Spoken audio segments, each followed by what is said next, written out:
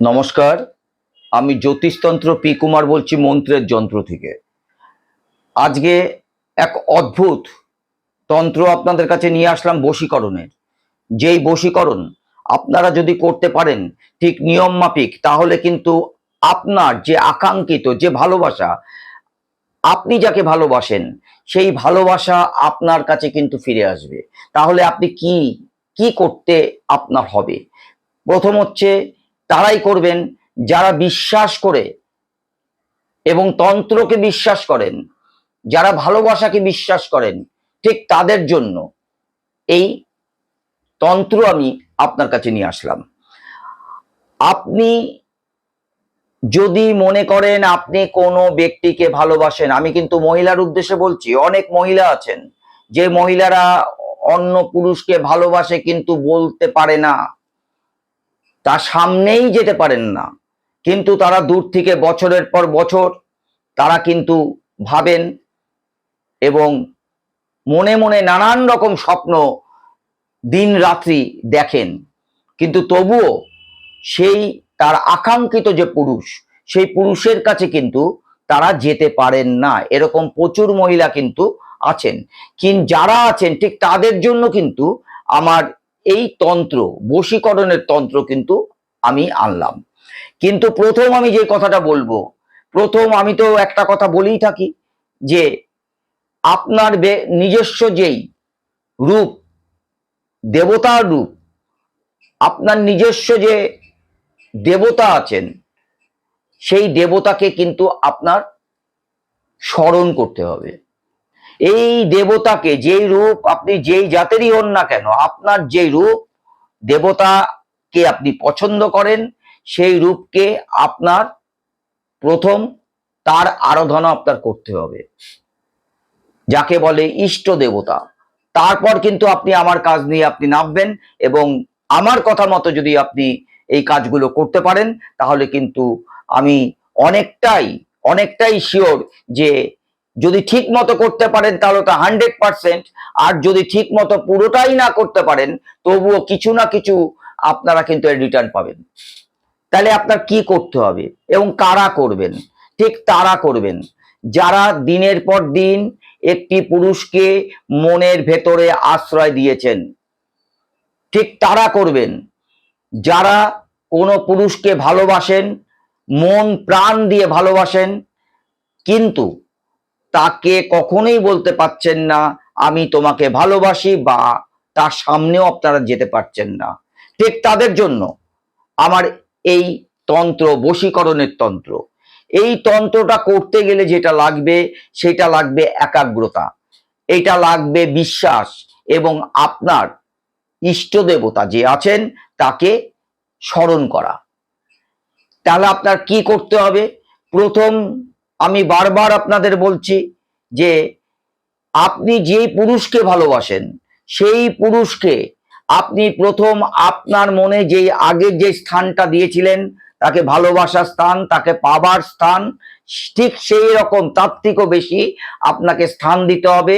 সেই পুরুষের একটা ফটো যদি আপনার কাছে থাকে, বা ধরুন আপনার কাছে তার কোনো ফটো নেই কিন্তু আপনি সেই পুরুষকে চেনেন, জানেন, বা তার আশেপাশে আপনি ঘুরে বেড়ান, তাহলে তার মুখশ্রীটা নিশ্চয়ই আপনার মনে থাকার কথা।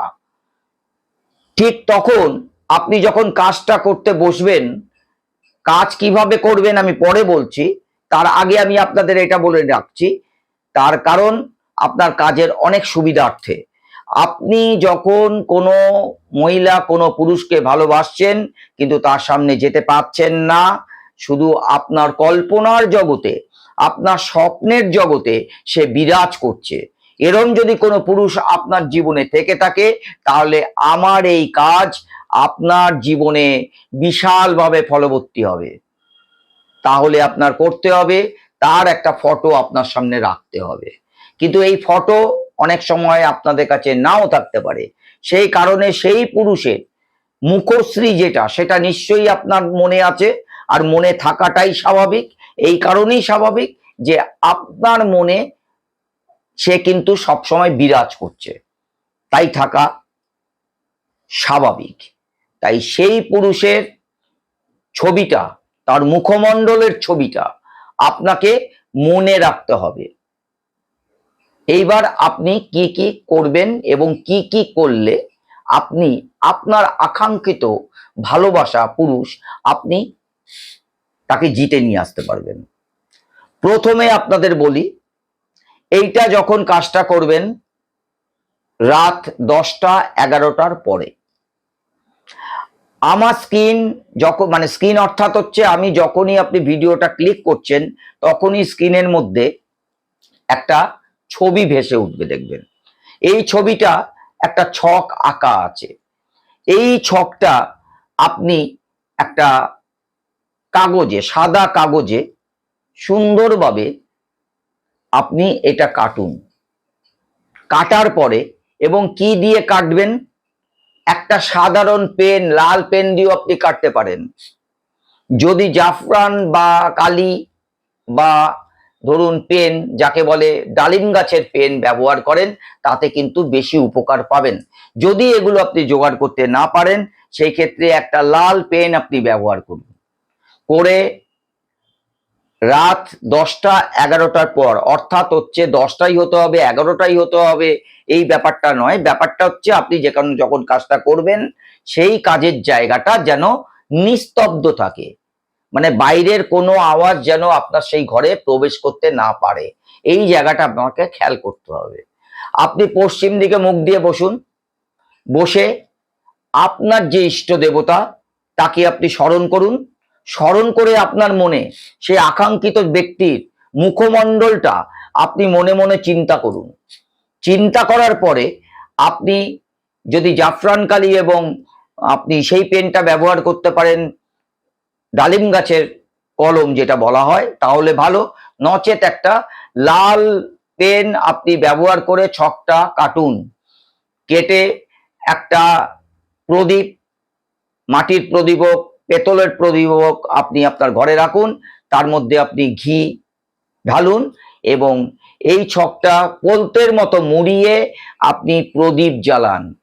আর প্রদীপ জ্বালাবার পরে তার থেকে যে ছাইটা বেরোবে সেই ছাইটা একটা ঘিয়ের সাথে একটু মিশ্রণ করুন। মিশ্রণ করে কাজলের মতো আপনার চোখে আপনি পড়ুন এবং সেই আপনার যে আকাঙ্ক্ষিত যে পুরুষ, তার সামনে যদি আপনি যেতে নাও পারেন তার সামনে আপনি ঘোরাঘুরি করুন। দেখুন আপনার ভালোবাসা, যাকে নিয়ে এত স্বপ্ন দেখেছেন, সেই স্বপ্ন আপনার জীবনে বাস্তবায়িত হবে। নমস্কার।